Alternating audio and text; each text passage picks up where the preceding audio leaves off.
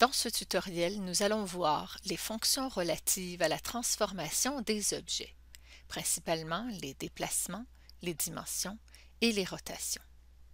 Avant d'ouvrir la fenêtre Dialogue de transformation, il faut comprendre comment Inkscape manipule les coordonnées pour pouvoir tirer pleinement profit des outils de positionnement et de redimensionnement des objets. Sur le canevas de notre document, l'axe des X se trouve à aller de gauche à droite. Donc le point 0 pour l'axe des X se trouve à gauche de la feuille. Pour l'axe des Y, c'est de bas en haut. Donc le point 0, 0 pour le X et le Y se trouve dans le coin inférieur gauche de la feuille. Voyons par un exemple.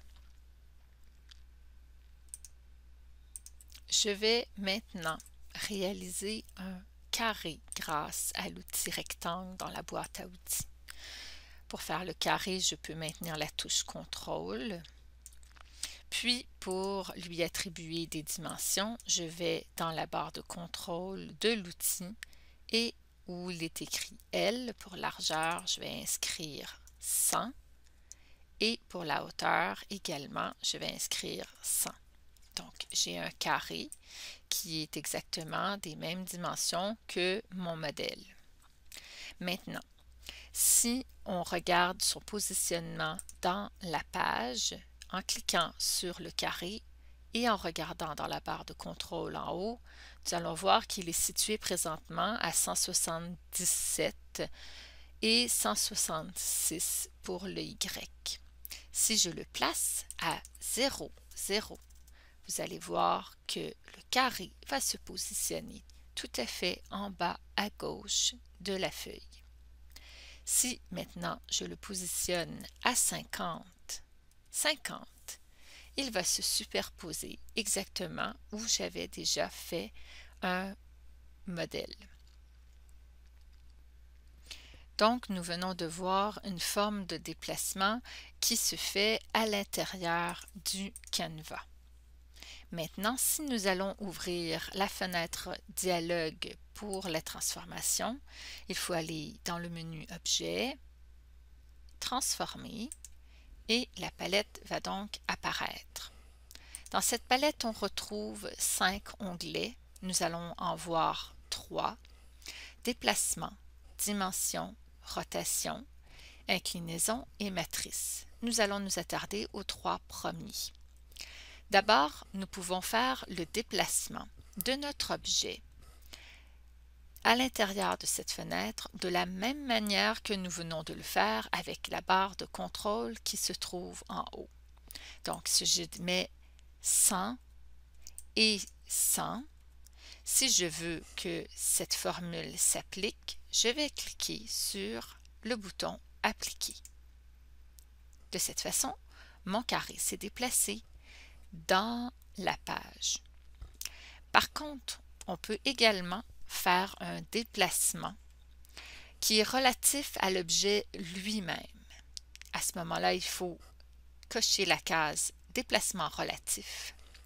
Et à partir de ce moment, le point 0 se trouve à être le point qui se trouve en bas à gauche de l'objet. Donc, si je décide maintenant de déplacer mon objet, par exemple, de manière horizontale de 100 mm, on devrait se retrouver avec un carré qui se situe exactement à côté de mon modèle. Nous allons voir plus de transformations au niveau des déplacements dans une prochaine capsule qui traitera des opérations booléennes. Pour le moment, nous allons poursuivre avec le redimensionnement d'un objet. Nous pouvons redimensionner un objet à partir de la barre de contrôle qui se trouve en haut. Si nous voulons que notre objet se réduise ou s'agrandisse de manière proportionnelle, il suffit de cocher le cadenas qui se trouve entre les deux mesures. Ainsi, si on modifie la largeur de notre carré, automatiquement la hauteur sera changée également. On peut observer que le carré va se réduire, dans ce cas-ci, à partir de son point d'origine 0, 0, qui se trouve en bas à gauche de lui-même.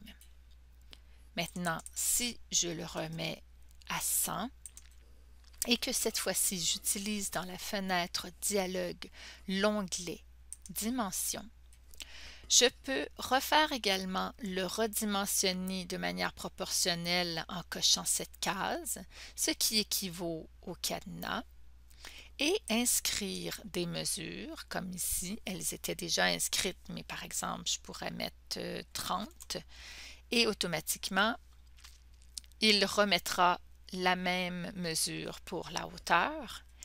Et pour voir s'appliquer cette formule, il faut simplement cliquer sur le bouton « Appliquer ». Maintenant, le carré ne s'est pas réduit de la même façon. Il s'est réduit à partir de son centre. Donc, le point 0, 0 se trouve au centre du carré plutôt qu'en bas à gauche. C'est une façon comme une autre pour modifier la grandeur d'une pièce. Selon ce que l'on a à faire, cela peut être utile ou non. Donc, dans une prochaine capsule, on verra la pertinence de ce genre de transformation. Dimension à partir du centre ou dimension à partir du point 0, 0 de l'objet. Finalement, l'autre onglet qui est Rotation va vous permettre de faire tourner votre pièce.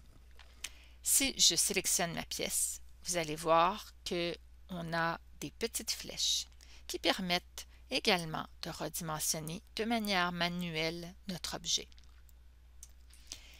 Il est possible aussi de le faire tourner. Pour ce faire, il faut recliquer sur l'objet et on verra apparaître des flèches cette fois-ci qui sont rondes dans les coins, et si on les sélectionne, on peut tourner notre objet. Si on souhaite faire une modification manuelle, mais en respectant des bonds de 15 degrés, il est possible de maintenir la touche CTRL enfoncée et tourner l'objet. Donc l'objet va se déplacer de 15 degrés, puis de 15 et de 15 à nouveau pour atteindre par exemple le 45 degrés. Si on veut vraiment inscrire les données, il suffit d'aller dans l'onglet Rotation de notre fenêtre Dialogue transformé et inscrire par exemple 45 degrés. On peut décider de faire tourner vers la gauche ou vers la droite, le sens horaire et sens anti-horaire, et appliquer. Et nous allons avoir tourné notre objet de 45 degrés. Si on réapplique, on va revoir que l'objet va revenir à sa position initiale. Voilà, c'était tout pour cette capsule concernant les transformations sur un objet. Je vous invite à consulter mes autres tutoriels pour en apprendre davantage sur Inkscape. Merci.